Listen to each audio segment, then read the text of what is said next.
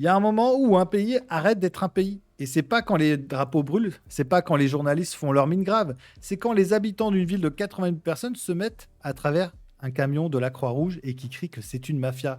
Parce qu'ils ont compris un truc simple, un truc que Madrid refuse de dire, un truc que Paris refuse de dire. Si tu nourris le camp tous les jours, le camp, bah, il reste. Et si le camp, il reste, bah, c'est plus de l'aide, c'est de l'occupation à crédit. Donc fin juillet 2026, en 48 heures, plus de 70 000 personnes passent au Maroc vers Ceuta, une enclave de 18 km².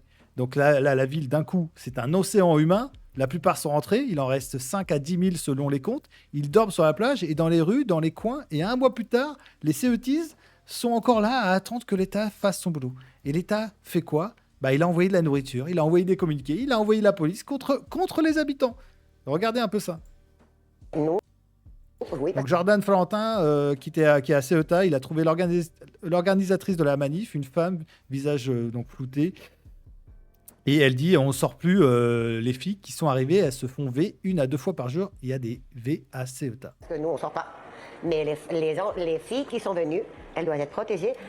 À partir qu'ils sont venues, il y a une violation ou deux tous les jours. C'est même eux-mêmes, ils violent ces filles. Vous savez comment ça? Parce que c'est à la police. Demandez à la police. Tout le monde le sait. Tout le monde le sait parce que la police est ici. Elle a dit 1 ou 2 violations tous les jours. Les petites filles qui sont mineures, elles les prostituent pour manger et pour protection. Ça, tout le monde le sait. Tout le monde le sait. Et on est obligé, les petites filles, elles veulent être à côté de la police. Parce qu'elles ont peur. Elles ont peur non des Espagnols, d'eux. L'autre jour, en entrant au parking, 3 aussi, ils ont enlevé des sacs, et presque tous les jours. Alors on ne peut pas sortir seul. On a peur. En Suède. Jules Torres, ça vous fait réagir? Donc le plateau de CNews écoute, silence un peu gêné, hein, comme souvent. Alors on va coller les chiffres officiels à côté parce que le sensationnel, ça se vérifie.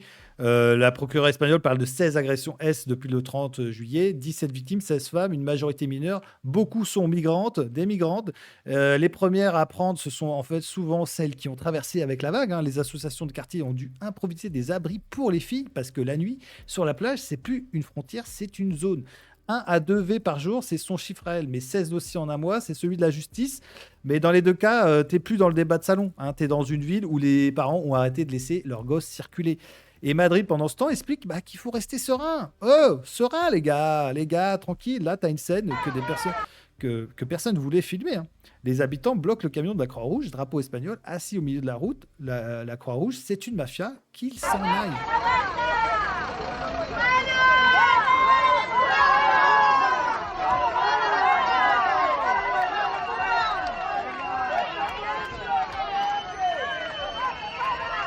Donc un type là de cette taille, il l'a dit, si on continue à les nourrir, mais ils partiront jamais. On les nourrit 27 jours, on refuse d'être la ville asile.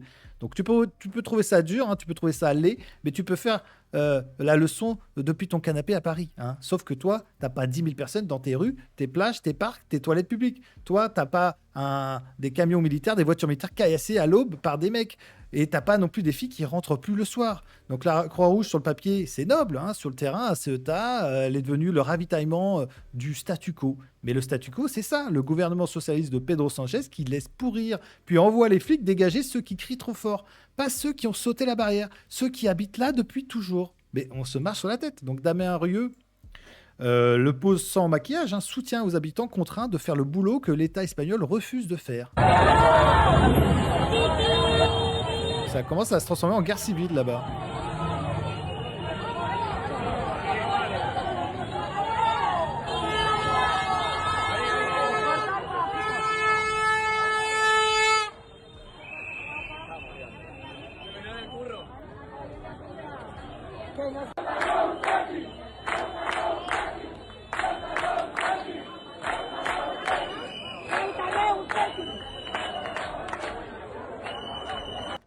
Donc c'est ça le vrai scandale. Parce que c'est pas parce que des gens en ont marre. C'est en fait que l'État est délégué la frontière aux riverains. Quand un pays abandonne sa souveraineté, il reste deux options, hein. Soit tu disparais, soit tu te mets en travers de la route. Et maintenant, le morceau que tout le monde évite, le 25 août 2026, à Casablanca, quartier d'Hermila, des Marocains se tapent avec des migrants subsahariens. Bâtons, pierres, plainte des riverains, déchets, odeur, insécurité, armes blanches. La police qui arrive, elle charge les migrants dans les bus, elle les éloigne.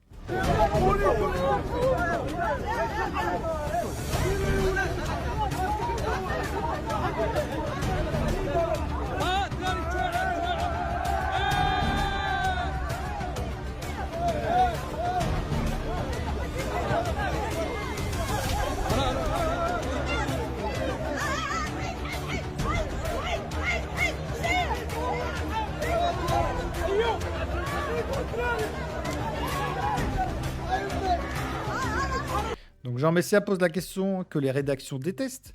Ah, mais si les Marocains qui le font, c'est une saine défense du pays, de la sécurité, de l'identité. Mais si c'est des Français, c'est l'extrême droite, c'est du fascisme, c'est de la haine. Le Maroc n'a pas besoin d'un cours de morale européenne pour comprendre qu'une ville a une capacité, que l'ordre public existe, que tu peux aimer l'humanité et quand même dire pas là, pas comme ça, pas sans limite. Le même Maroc qui a laissé passer la vague vers Ceuta. On pourra donc discuter longtemps de ce qui a ouvert et quoi et pourquoi, mais le même Maroc, chez lui, n'accepte pas le campement permanent dans des villes comme Dermila. Et ça devrait tout faire exploser parce que ça tue le roman, hein, le roman qui dit l'Europe est raciste, le Sud est généreux. Mais le réel dit que personne ne veut devenir le parking des flux des autres, ni à Ceuta, ni à Casablanca et ni à Paris. Et là, petit zoom rapide en arrière. France, une femme veut juste prendre le métro et elle tombe sur un type, pantalon baissé, en train de chier. Voilà. La quotidienne. Ouais. C'est pas une crise diplomatique. C'est pas 70 000 personnes en 48 heures, juste la France du réel. Celle qu'on range dans les faits divers pour pas avoir à en faire une politique. Moi, je veux juste aller prendre le métro. Ramit, je suis tout nu, en train de chier dans la gare. S'il vous plaît. Moi, Voilà. Donc, on aime bien séparer Ceuta, c'est l'Espagne, Casablanca, c'est le Maroc, le métro, c'est un accident isolé. Sauf que c'est la même mécanique. D'abord, tu cesses de contrôler l'entrée, ensuite tu appelles ça de l'humanité, et ensuite tu traites de racistes ceux qui vivent avec les conséquences. Et ensuite, tu t'étonnes que les habitants se mettent en travers des camions. Donc Ceuta, c'est 18 km². La France, c'est plus grand. Ça donne l'illusion qu'on a le temps. On n'a pas le temps, on a juste plus d'espace pour mentir. Donc moi, ce que je vais vous dire et ce que je retiens, c'est quand une ville entière se lève contre la Croix-Rouge, c'est pas que la charité est morte, hein, c'est que la charité a été capturée. Elle sert plus à soigner, elle ne sert plus à soigner, pardon, elle sert à maintenir un déséquilibre et à transformer une crise en une installation. Quand le Maroc expulse à Casablanca ce que l'Espagne n'ose plus renvoyer à Ceuta, c'est pas une anecdote, c'est le miroir. Hein. Le nationalisme des uns est une vertu, et le nôtre serait en fait une pathologie. Alors c'est pratique, hein. C'est comme la grammaire, surtout que pour ceux qui n'habitent jamais les plages où ça explose. Et quand une femme dans le métro français croise un type qui défèque comme si l'espace public était un terrain vague, bah, tu comprends que Ceuta n'est pas un exotisme, c'est l'accéléré de ce qu'on vit au ralenti. Hein. Les Ceutistes n'attendent plus Pedro Sanchez, ils ont compris. Hein. Un État qui protège le flux contre les habitants, il a choisi son camp. Et à partir de là, bah, les drapeaux dans la rue, c'est plus que du folklore. Hein. C'est le dernier langage qui reste quand les institutions ont décroché. Hein. Donc on peut discuter les méthodes, on peut dire que brûler des tentes c'est moche, on peut le dire. Mais moi, la violence des riverains, c'est jamais joli, et ça c'est clair. Mais il faut arrêter de faire semblant. Cette violence-là, elle arrive toujours après l'abandon, après les 16 dossiers d'agression S, après le véhicule militaire KSI, après 25 jours de repas livrés au campement, après le mot calme répété par des gens qui dorment ailleurs. Donc Ceuta n'est pas un fait divers espagnol, c'est un laboratoire. Le jour où une ville européenne dit à voix haute « Votre aide nous tue », arrêtez de les aider. Le jour où le Maroc applique chez lui la règle qu'on nous interdit d'appliquer chez nous, le jour où le métro français te rappelle que le réel n'a pas besoin de visa pour s'y installer, après ça, tu fais ce que tu veux. Tu peux continuer à parler d'accueil, tu peux continuer à traiter les habitants de fachos, tu peux continuer à croire que 80 000 personnes et sur 10 000 campements, ça se gère avec des tracts. Moi, je veux juste des gens qui ont arrêté d'attendre qu'on les autorise à exister. Et ça fait plus peur au gouvernement que n'importe quelle autre vague. Restez lucides, je vous dis à la prochaine. Ciao.